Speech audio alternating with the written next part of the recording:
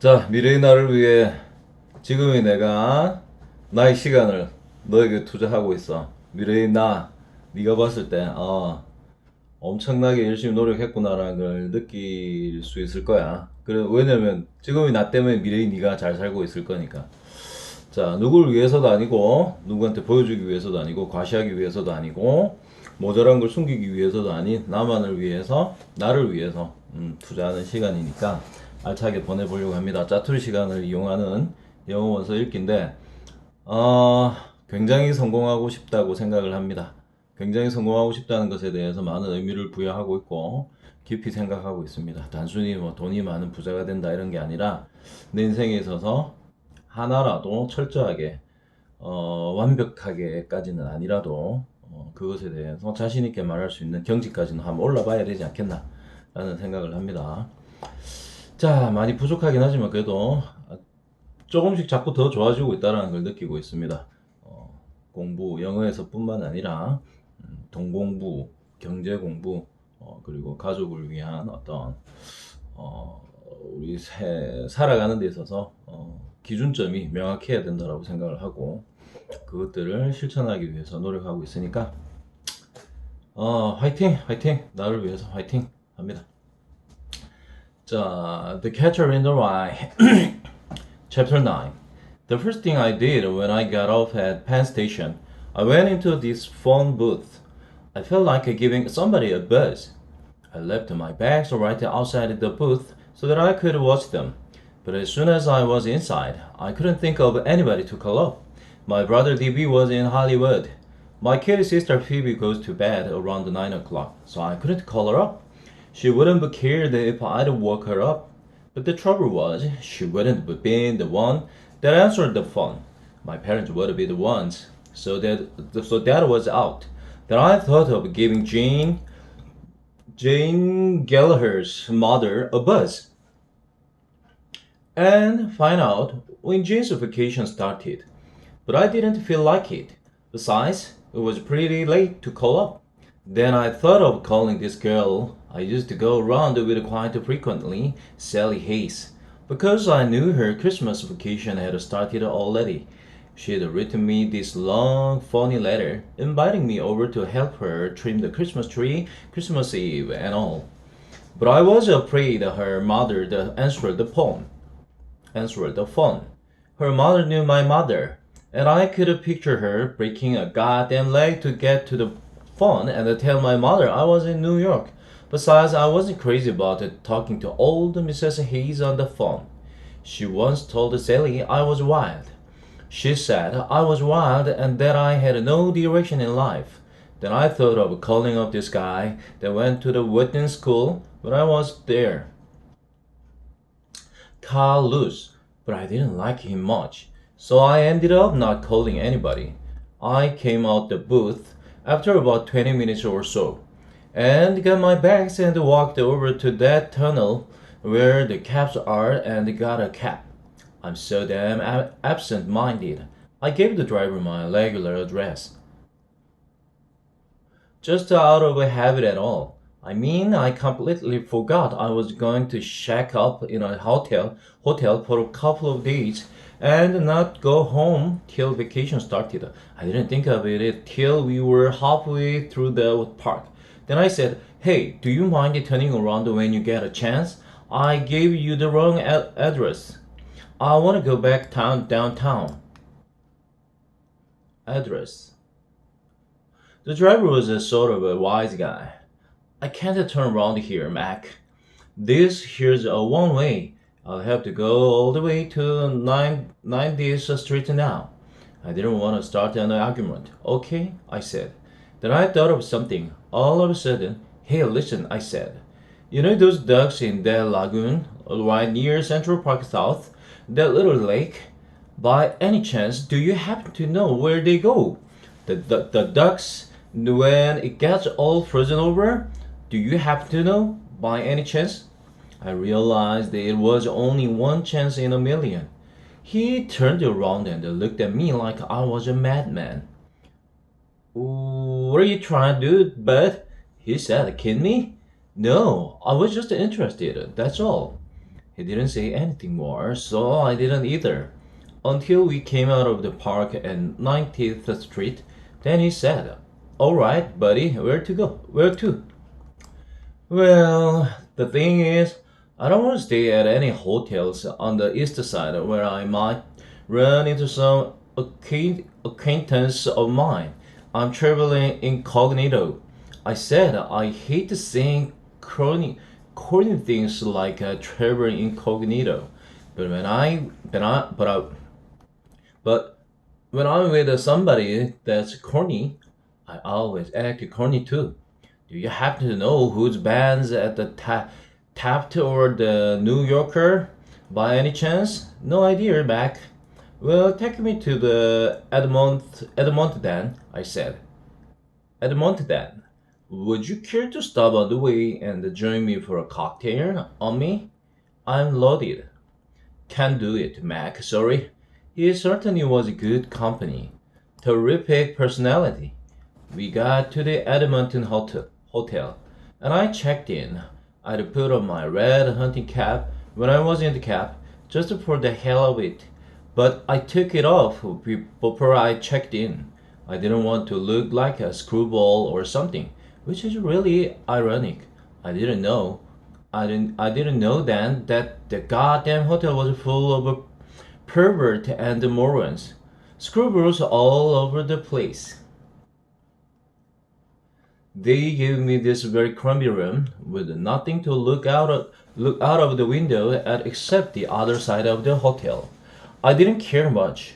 I was too depressed to care whether I had a good view or not.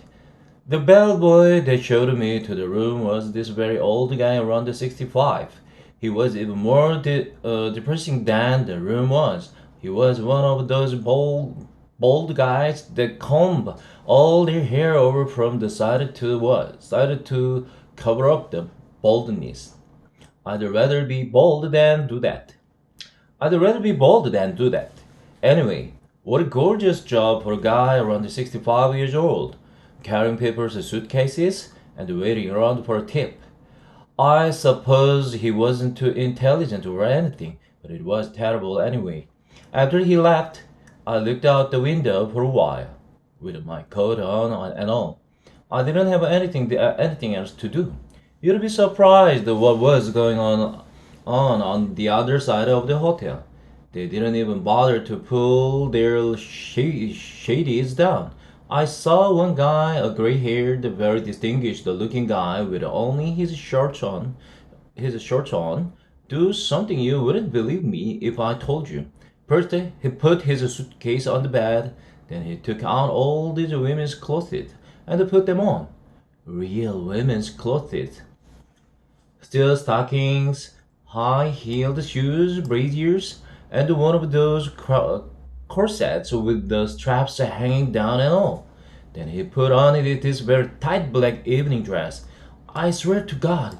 Then he started walking up and down the room, taking these very small steps the way a woman does, and smoking a cigarette and looking at himself in the mirror. He was all alone, too.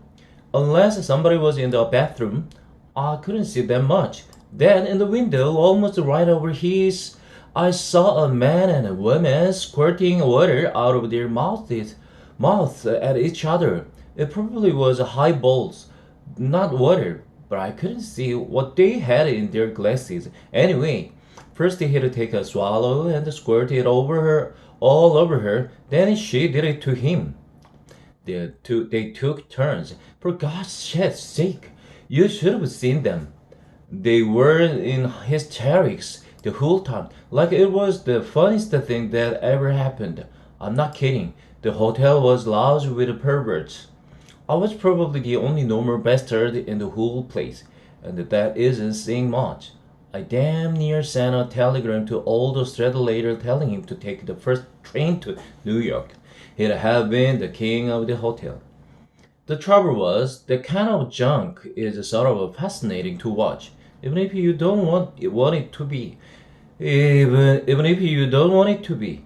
For instance, that girl that was getting water squirted all over her face, she was pretty good looking. I mean, that's my big trouble. In my mind, I'm probably the biggest maniac you ever saw. Sometimes I can't think of a very crumby stuff I wouldn't mind doing if the opportunity came up. I can't even see how it might be quite a lot of fun.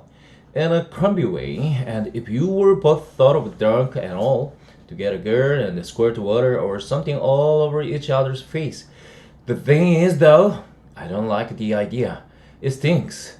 If you analyze it, I think if you don't really like a girl, you shouldn't horse around with her at all. And if you do like her, then you're supposed to like her face, and if you like her face, you ought to be careful about doing crummy stuff to it, like squirting water all over it. It's really too bad that so much crummy stuff is a lot of fun sometimes. Girls aren't too much help either. When you start trying to not to get too crummy, when you start trying not to spoil anything really good, I knew this one girl a couple of years ago that was even crumbier than I was. Boy, was she crumby. We had a lot of fun though for a while. For in a crumby way, sex is something I really don't understand too hot. You never know where the hell you are. I keep making up these sex rules for myself, and then I break them right away. Last year, I made a rule that I was going to quit horsing around with girls that deep down gave me a pain in the ass. I broke it though. The same week I made it, the same night, as a matter of fact. I spent the whole night necking with a terrible phony named Anne Royce Sherman. Sex is something I just don't understand. I swear to God I don't. I started toying with the idea. While I kept standing there, of giving old Jane a buzz, I mean calling her long distance at PM, where she went instead of calling up her mother to find out when she was coming home. You weren't supposed to call students late at night. But I had it all figured out. I was going to tell whoever answered the phone that I was her uncle. I was going to say her aunt had just got killed in a car accident and I had to speak to her immediately. It would have worked. Killed in a car accident and I had to speak to her immediately. It would have worked too. The only reason I didn't do it was because I wasn't in the mood. If you're not in the mood, you can do that stuff right. After a while, I sat down in a chair and smoked a couple of cigarettes. I was feeling pretty horny. I have to admit it. Then all of a sudden, I got this idea. I took out my wallet and started looking for this address. A guy I met at a party last summer that went to Princeton gave me. Finally, I found it. It was all a funny color from my wallet, but you could still read it. It was the address of this girl that wasn't exactly a whore or anything, but that didn't mind doing it once in a while. This Princeton guy told me he brought her to a dance at Princeton once, and they nearly kicked him out for bringing her. She used to be a burlesque stripper or something. Anyway, I went over to the phone and gave her a buzz.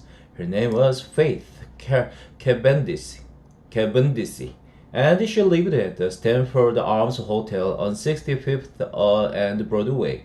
A dump, no doubt. For a while, I didn't think she was home or anything. Nobody kept answering. Then finally, somebody picked up the phone. Hello, I said. I made my voice quite deep so that she wouldn't suspect my age or anything. I have a pretty deep voice anyway. Hello, this woman's voice said. Not friendly either. Is this Miss Face Cavendish? Who's this? She said. Who's calling me up at this crazy goddamn hour? That sort of scared me a little bit. Well, I know it's quite late, I said in this very mature voice and all. I hope you will forgive me, but I was very anxious to get in touch with you. I said it's so as hell. I really did.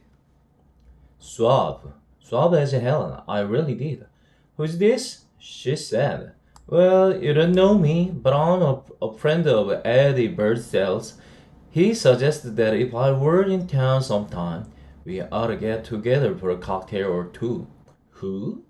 You're a friend of who? Boy, she was a real tigress over the phone. She was damn near yelling at me. Edmund Purcell, Edmund Purcell. I said. I couldn't remember if his name was Edmund or Edward. I only met him once at a goddamn stupid party. I don't know anybody by that name, Jack. And if you think I enjoy being woke up in the middle, Eddie Birdsell from Princeton, I said. You could tell she was running the name over in her mind and all. Purcell from Princeton? Princeton College? That's right, I said. You from Princeton College? Well, approximately. Oh, how is Eddie? She said. This is certainly a peculiar time to call a person up, though, Jesus Christ. He's fine. He asked to be remembered to you. Well, thank you. Remember me to him. She said, he's a grand person. What's he doing now? She was getting friendly as hell all of a sudden. Oh, you know, same old stuff, I said. How the hell did I know what he was doing? I hardly knew the guy. I didn't even know if he was still at Princeton. Look, I said, would you be interested in meeting me for a cocktail somewhere? By any chance, do you have any idea what time it is? She said. What's your name, anyhow, may I ask? She was getting an English accent all of a sudden. You sound a little on the young side. I laughed. Thank you for the compliment, I said. Suave as hell. Holden Caulfield is my name. I shouldn't given her a phony name, but I didn't think of it. Well, look, Mr. Caulfield, I'm not in the habit of making engagement in the middle of the night. I'm a working girl. Tomorrow's Sunday. Tomorrow's Sunday, I told her. Well, anyway, I gotta get my beauty sleep. You know how it is. I thought we might have just one cocktail together. It isn't too late. Well, you're very sweet, she said. Where are you calling from? Where are you at now, anyways? Me? I'm in the phone booth. Oh, she said. Then there was this very long pause. Well, I'd like awfully to get together with you sometime. Mr. Koffel, you sound very attractive. You sound like a very attractive person, but it is late. I could come up to your place. Well, ordinary, I'd say grand. I mean, I'd love to have you drop up for a cocktail, but my roommate happens to be ill. She's been laying here all night without a wink of sleep. She just at this minute closed her eyes and all. I mean, oh, that's too bad. Where are you stopping at? Perhaps we could get together for cocktails tomorrow. I can't make it tomorrow, I said. Tonight's the only time I can make it. What a dope I was. I shouldn't have said that. Oh. Well, I'm awfully sorry. I'll say hello to Eddie for you. Oh, will you do that? I hope you enjoy your stay in New York. It's a grand place. I know it is. Thanks. Good night, I said. Then I hung up. Boy, I really folded that up. I should have at least made it for cocktails or something.